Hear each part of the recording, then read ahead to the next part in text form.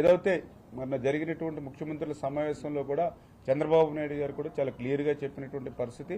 ఈవేళ రాష్ట్రాలు వేరవచ్చు, పార్టీలు వేరే అధికారంలో ఉండొచ్చు, కానీ తెలుగు ప్రజలందరూ ఒక్కటే. గోదావరి నీరు వృధాగా సముద్రంలోకి పోతూ ఉంది. అవకాశం ఉన్నంత వరకు తెలంగాణ ఉపయోగించుకోండి, అవకాశం ఉన్నంత వరకు ఆంధ్రప్రదేశ్ రాష్ట్రం ఉపయోగించుకోండి. అల్టిమేట్గా ఆ వృధాగా పోయే నీరుని ఉపయోగించుకుని తెలుగు ప్రజలందరూ కూడా బాగుండాలనే ఆలోచన మేము కూడా వ్యక్తం చేసినటువంటి పరిస్థితి.